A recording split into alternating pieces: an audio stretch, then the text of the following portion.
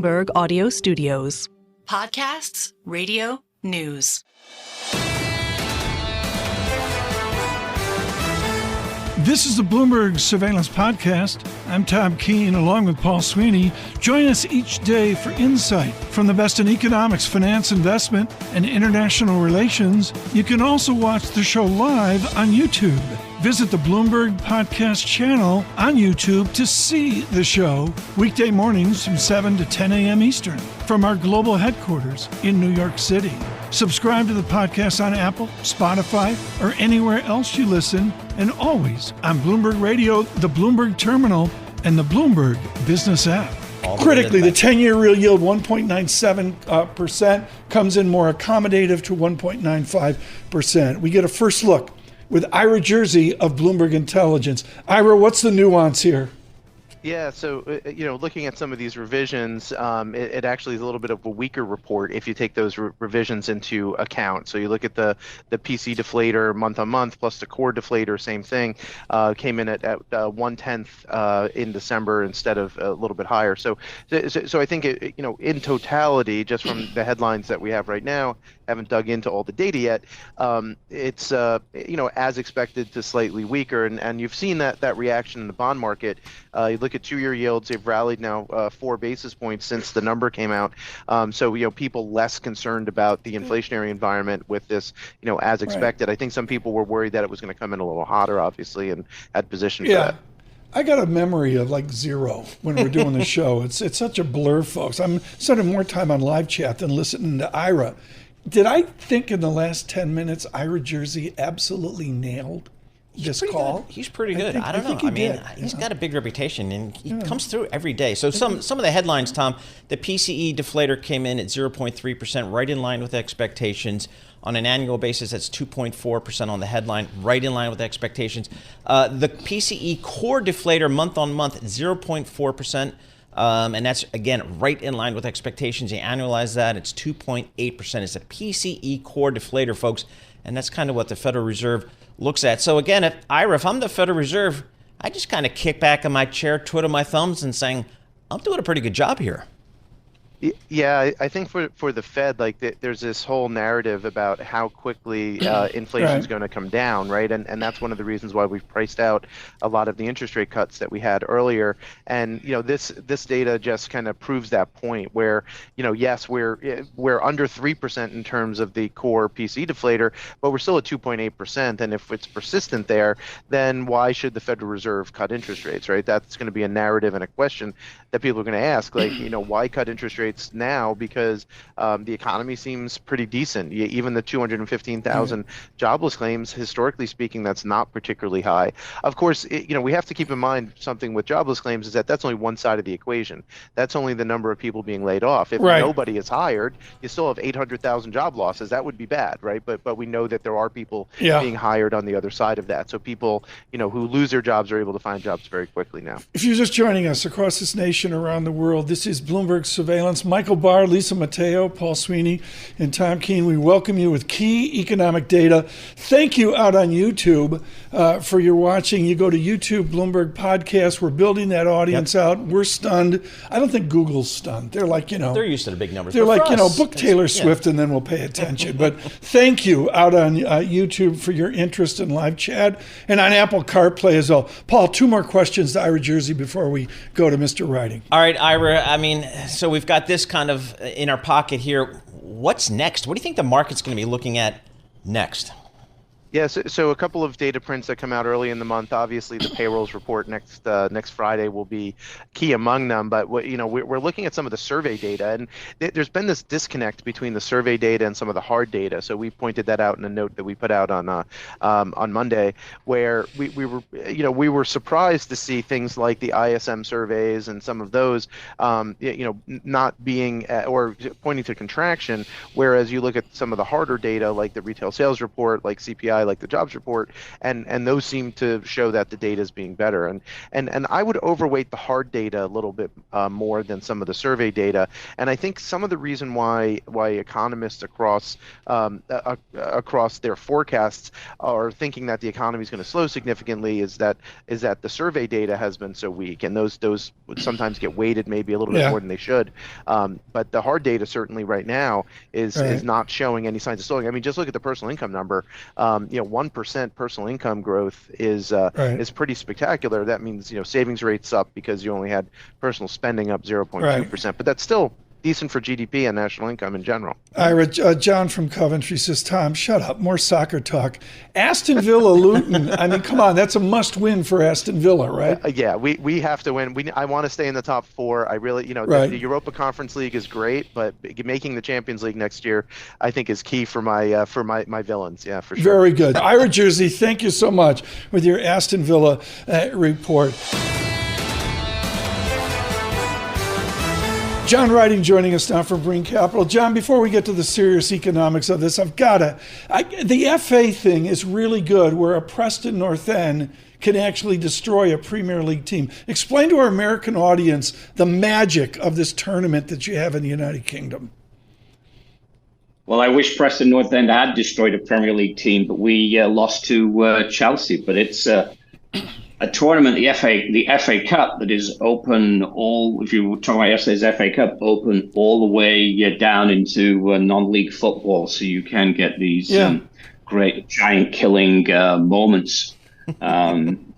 But we didn't see it. But Paul, I thought this was a joke, and Jon Ferro trained me to understand how magical this is. And you see that within Premier League Aston Villa, or John's real commitment to what's going on at Preston North End. Let's get to the topic of the moment, Jon Ryding, which is economics. The market loves it. Futures red, go green. What does Jerome Powell do other than say, I'm data dependent, I didn't learn anything in this report, what a shock, I've got to wait for the February jobs report that we'll see soon? Well, I think the first thing he does, because you talked about that personal income increase of 1%, that's not really an indication of what's going on in the underlying economy. Wage and salary income was only up 0.4%, and you had some very odd numbers. Rental income up 1.6%. And there was an element of that also in the CPI report, where the owner's equivalent rent appeared to have been pushed up by a change in the weighting on single-family homes. And that's very inside baseball. And he's going to want to know what's happening to the trend. Now, the trend is we have at this point a fairly solid economy and inflation that is slowly coming down. So why does he want to do anything at this point? You can't imagine that financial conditions are tight, given where the equity market is, for example. So just sit on your hands and enjoy it. And the people who thought that the economy would have been destroyed by the Fed raising interest rates from 0 to 5.25% to 5.5%, that just didn't come about. So if it's not broken, don't do anything. What you just heard there, folks, it's leap day. That's our inside of February, all 29 days. Paul, I can't say enough about how Jon Ryding and I grew up, where a central bank was allowed to sit on their hands. And with the financial media today, where we want action. It's like Michael Barr. He's addicted to Detroit Tigers action. The answer is action. What's the Fed going to do next? The parlor game. It's a new era, and to sit on your hands, nobody wants that, and they're wrong. Sit on your hands. It seems like they're doing okay. Hey, John, I saw also the data coming out today. Personal income up 1%, well above expectations. Personal spending up 0.2%, right in line with expectations. Boy, the consumer's strong. Does it surprise you how strong the consumer seems to be? I think there is some element of surprise, but bear in mind, you have enormous amounts of wealth given what's happened in the equity market. And also housing, which is an extremely important asset for so many people. Housing wealth hasn't been declining. House prices didn't really retrench with this move upwards in mortgage rates. Now, as I said, the personal income at 1%, I would ignore that. That's clearly an anomaly in the data. I would look at the trend in wage and the salary income, and that's rising 4 to 0.5% per month, around 5% per year. Inflation is running at between 2.5% and 3% on these data. So that's your increase, 2.5% or so is your trend increase in real income. And that's pretty good for the consumer. Not spectacular, but pretty good. And so until the employment market shows signs of cracking, the Fed probably isn't too worried about the real economy. And the jobless claims data, which we haven't mentioned, which continue to hold near the 200,000 level, suggests that companies aren't in total making mass layoffs. So the employment market is holding, the jobs market is holding, and job creation is holding. And we'll know more next Friday. Right. Okay. The jobs number doesn't come out tomorrow. It's a delay. We'll know more next Friday. But I just wanted to think, the other conversation about cutting rates that you're having with Ira, it's a key point. I keep making it and can't make it enough times. There is an enormous difference between cutting interest rates in this environment and easing policy. The Fed can cut rates 2 or 3 times this year as inflation comes down and not ease policy because inflation's coming down. Right. And so real interest rates would rise. Interest rates adjusted for inflation would rise if the Fed doesn't cut rates. But the problem is the Fed has not done a good job communicating that. And that started with the December FOMC press conference. I'm going to run out of time, John, but I really take your point on the residual that the Fed has not communicated the real yield dynamics. I think they think it's too complicated for the public. I got 30 seconds. Where's our nominal GDP right now? Where's our animal spirit? Are we way above 4%? Nominal GDP, you saw the real GDP was 3.2% in the fourth quarter. We're probably running around 5%, and that is in line with those wage and salary incomes. So that's an environment. Back in the old days of nominal GDP targeting with 3% real growth, which the economy can't achieve right now on a sustained basis, and 2% inflation, 5% is about right. There's no sign, despite the level of raise, of monetary tightness. Gospel there from John Ryding. Thank you so much.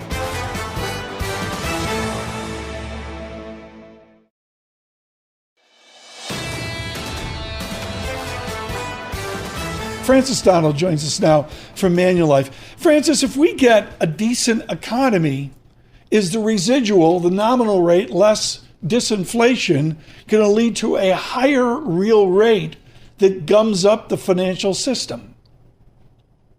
I feel like that's a third trimester test question for which I have to do some side notes in the margin. So yes, the issue now is that we are seeing less inflation in the system. And if you are real rates minded, that is, you look at nominal rates minus inflation, then the real rate will naturally climb. And if you believe that the real rate is the major rate that controls what's happening in the economy, policy is becoming increasingly tighter without Fed cuts. And this is in some ways the most important question, Tom, because at this point, there doesn't appear to be any evidence that the Fed should be cutting. And yet they've told us that they will begin an easing cycle later this year, and so have other central banks. And the question is, are they doing this to target the real rate, or do they actually think the economy will slow and this isn't just a technical adjustment? I think they're going to try to continue this soft landing narrative and say we're real rates folks. My take, of course, Tom and Paul, as you know, is that the economy will slow materially later this year. Not yet, but certainly later this year. Okay, so that's exactly where I wanted to go, Francis. In reading your research, you've been consistent, concerned about the U.S. economy, bearish on the U.S. economy, perhaps, as you suggest. When you get data today with like personal income, personal spending, when you get the jobs data, does that dent your cautiousness about the U.S. economy at all? On balance, I am a little bit worried about the math. When are the 2 quarters of negative GDP going to arise? Because that, of course, would be what would qualify as a U.S. recession. However, there is almost nothing happening right now that didn't happen immediately before recessions throughout history. So much of what we hear is how this time is different and the models are broken, and there are certainly things that are different. There are elements that are different. But we saw very strong growth prior to every recession that's come through. It has always been, on average, 2 years from rate hike starting to its impact on the economy, which is sometime in the next 6 months. We have always seen a surge in soft landing arguments right before, and markets are strong prior to recessions. So there is no data now that tells me, I need to be less concerned that very typical economic relationships, like when things cost more, you spend less. I can't throw those out the window, even though I can agree that some things are different. But yes, the timing of this is, of course, the really big challenge. And the timing is complicated by Washington and fiscal spending that's coming through. But I'll just add one thing here. The U.S., of course, not in a recession, but most of the G7 is near or in a technical recession. Japan, UK, Germany, and France are very close. They're kind of coming off on decimal points. So the whole recession or no recession call, first of all, far too binary, but also a US versus rest of the world call. And for most investors, I think that trade is far more important than are we going to get 2 quarters of negative GDP, which, yes, I think we will, but I think that's less important. How unusual? I'm glad you called out kind of the U.S., what some people will call economic exceptionalism here vis-a-vis the rest of the world in terms of the economy. How unusual is that, Francis, to have, I guess, the U.S. going one way, and the rest of the world going another? Well, when I came up in the business, we would often be told the U.S. consumer is the most important thing globally because the U.S. economy is driven by the U.S. consumer. And in this case, there is one peculiar thing happening in this cycle that has contributed to U.S. exceptionalism, and that is that the manufacturing cycles and the services cycles are extremely disconnected. This was the 2023 recession mistake, which is that all of the manufacturing indicators suggested we were heading into a recession, and historically, the lag between manufacturing and services is very short, but it hasn't happened. So manufacturing exposed economies, they're really doing poorly right now. And in fact, they've done so poorly, they might be coming out of it. But services-based economies like the United States have had resilience. What is very different this time, and I think this has caught investors off guard, is that typically it's the Fed or the U.S. that leads the easing and hiking cycles. That didn't happen right now. Now it's actually emerging markets. So if you count out the amount of central banks that are easing right now, 1 in 4 global central banks is already cutting rates. The U.S., instead of being at the front of that pack, is probably going to be near the end of the pack. That's very different this time around. Francis, how's the Canadian economy doing? I think our basic take is we cover it way too little. With Manulife out of Montreal and across all of Canada, goods producing, the mining cliches and that. Yep. Give us just a quick snapshot of how Canada is doing. Well, I'm so happy you asked. We did get Canadian GDP this morning, and Canada averted a recession. They had negative GDP last quarter, but Canada is in a little bit more trouble than the United States because of how exposed to rates it is. And again, this is another differential between the US and the rest of the world, is what is your rate sensitivity? Canada, of course, is seeing a more material pullback in consumer spending. Consumer confidence is very different. And the economy basically hasn't grown in a year. So there's no soft landing versus hard landing discussion in Canada. It's very clearly a hard landing, and it comes down to the rate sensitivity. The U.S., of course, because of its housing market, very differently exposed. Francis, thank you. Francis Donald is with Manulife with a great overview of the data that we saw that was market moving. Drew Matus with us. And Drew, I'm going to surprise you here. And I understand I don't want you to talk about Metlife pension plans or actuarial theory. But Jillian Tanout with an inside baseball pension story today, how, and it's still around, Eastman Kodak Company is disbanding their team that manages $4 billion of pension. And the summary of this complexity is because they're making so much money. That's why. So Drew, let's go to the wealth effect here of the post-pandemic market that we're seeing. And I don't mean to talk about Metlife. I know that's inappropriate. But are we in a massive wealth creation right now, Drew, of price up, yield down, and equities up? Well, I think there's a lot of signs that we're still awash in liquidity. So that kind of raises a great question about quantitative tightening and how important quantitative tightening is, and whether or not we should really be, the Fed should actually really be talking about dialing back quantitative tightening. My opinion is the balance sheet's way too large, significantly too large. And that it's too large, and it's too large because there are no signs of stress in funding markets, right? And so that's an abnormal thing. What you actually do want during periods of the year is for there to be stress in funding markets. Think of it as, getting a fever and then realizing that you're sick. If you never get a fever, the sickness is going to be the thing that surprises you, whereas you want the symptoms to actually be there so that market participants and people like the Fed can understand that there are issues in the market, and the amount of liquidity we're awash in is actually disrupting a whole bunch of signals that I think is leaving us blind to some risks. So, Drew, I'm just looking at the CPE data. I mean, the PCE data. Thank you, Tom. The PCE data. EIO data. Exactly.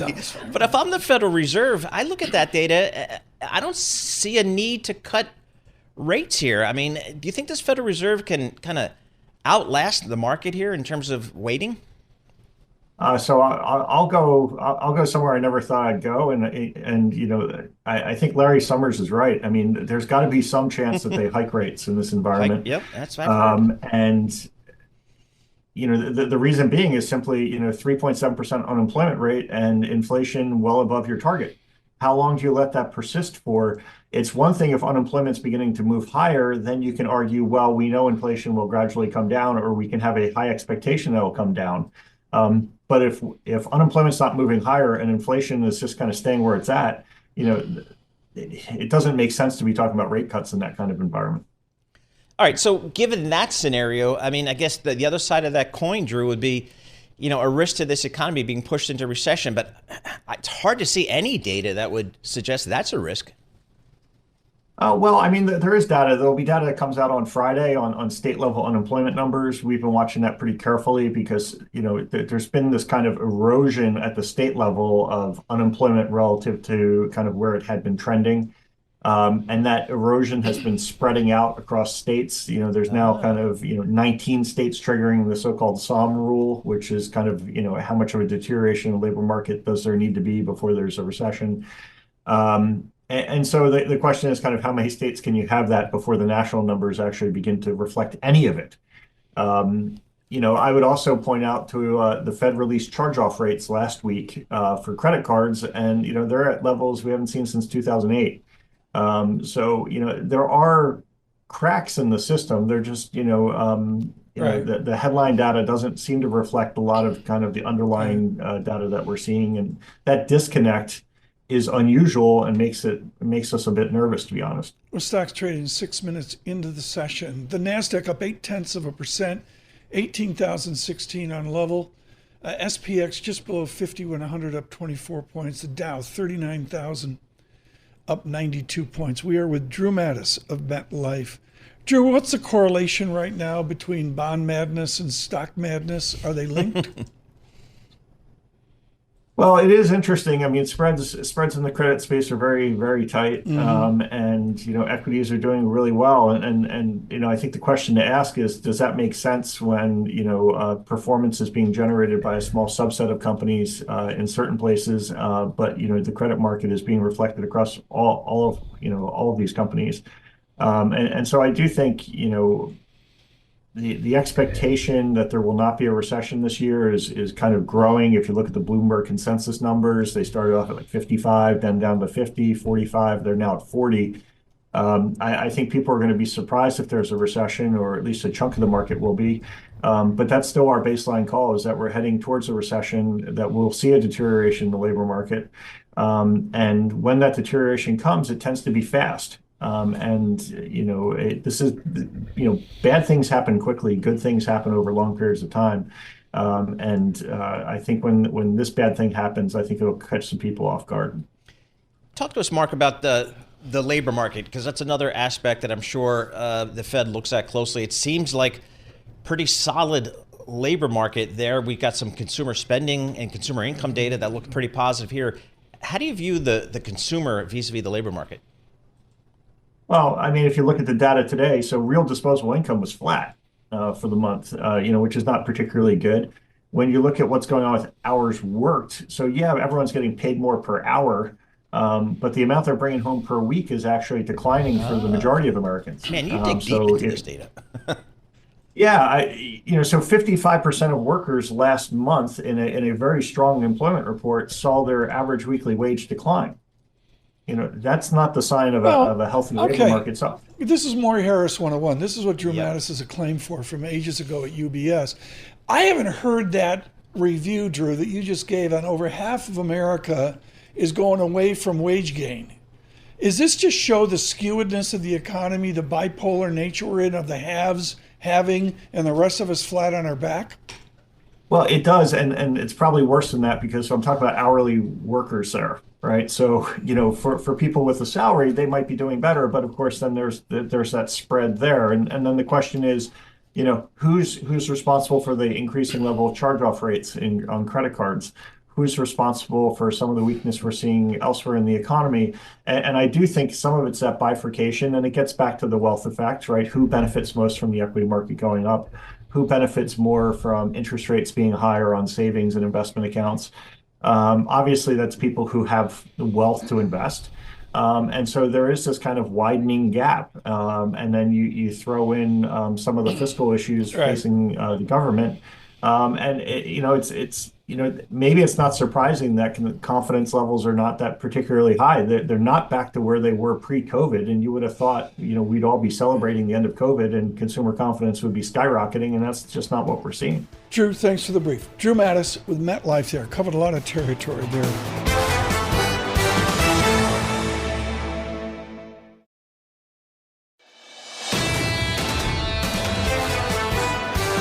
Your daily look at the front pages around the world. It's Lisa. You sent me the list this morning. I was like dazzled. She's looking at like 15 newspapers to get this done. What do you got? All right. We're starting with the Post. Paul, you appreciate this. This is an exclusive to the New York Post. It says Shari Redstone making a big financial move in order to make those debt payments. They're saying that her National Amusements, that's the holding company that controls that voting stock in Paramount, has sold a chunk of its real estate holdings to make a $40 million debt payment that's due this week.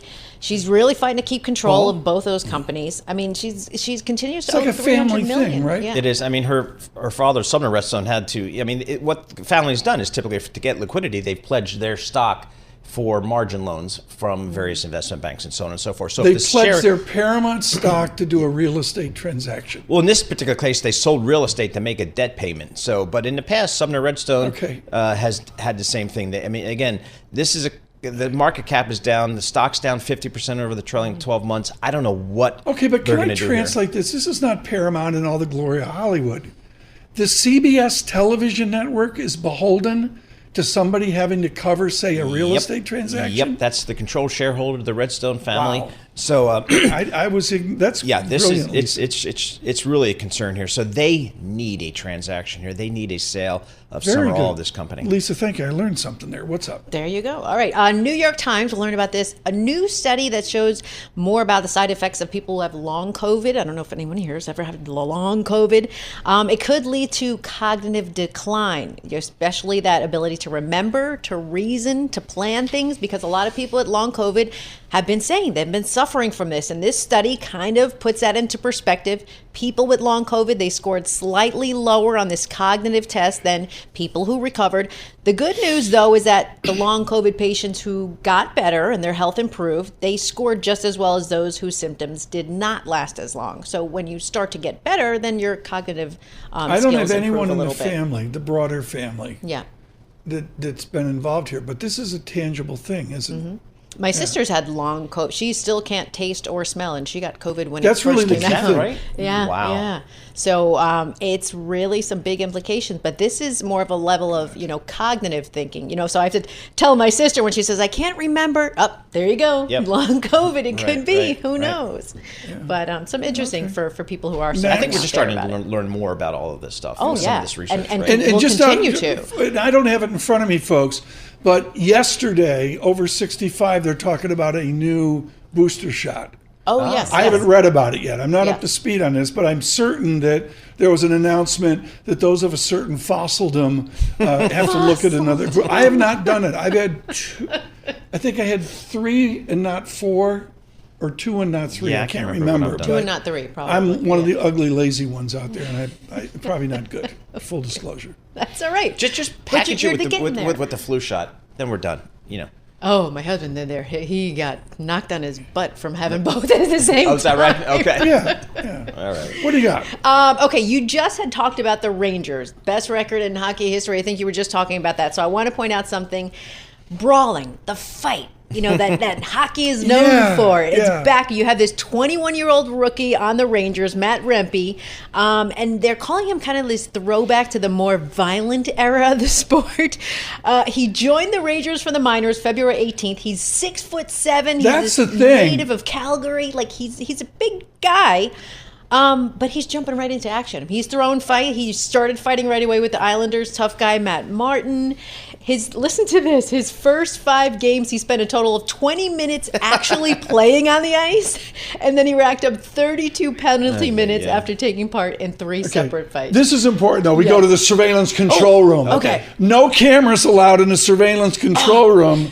And, it's our global technical director, and Rich doesn't have a last name. Rich is there. Rich, is Rempe like the next Vivi Chara? He's 6'7". 7 feet in skates. 7 feet in skates. Exactly. Chara's a little more skilled. Okay, we got that. From the Bruins. Okay. Yeah. So, do people miss that brawling part of hockey, or is it losing it that No, edge? I miss the old game desperately. I do not watch new hockey. I call it deflecty. I'm completely bored by what they've done with the game. Do you think it's gotten I soft? want them to bring back the old game, and I've talked to Gary Bettman about it, the commissioner, and there's just huge pressure that the players don't get injured. There used to be a lot of injuries. Oh, I'm sure. Because they go flying down the ice in the old game. Yeah. There's much more circuitous skating skills to set up someone with 3 people in front of the net to deflect the puck, and I'm bored. What else do you have? All right, finally, British actress Pamela Salem, she played Miss Moneypenny opposite Sean Connery's James Bond, Never Say Die Again. What's her name She again? passed away. Pamela Salem. Okay. Yeah, she passed away. Moneypenny. Connery actually wanted her for that role because Really? they had worked together before. So this is an interesting story. She was 80 years old. She passed away at her home in Florida. But that's what she's known for, that 1983 film. Yeah. She there was just so much that she did and the part did. Yeah. And it was the magic of the movie. I happened to watch the other night In Like Flint, or Our Man Flint, James Coburn, which was a parody. And you really couldn't parody Bond. It was so classic at the time. And Miss Moneypenny was one of the anchors that everything spit around. It was just as simple as that. Lisa, that was really interesting. I learned a lot there. Thank you. Lisa Mateo with a look at the newspapers. This is the Bloomberg Surveillance Podcast, bringing you the best in economics, finance, investment, and international relations. You can also watch the show live on YouTube. Visit the Bloomberg Podcast channel on YouTube to see the show weekday mornings from 7 to 10 a.m. Eastern from our global headquarters in New York City. Subscribe to the podcast on Apple, Spotify, or anywhere else you listen, and always on Bloomberg Radio, the Bloomberg Terminal, and the Bloomberg Business app.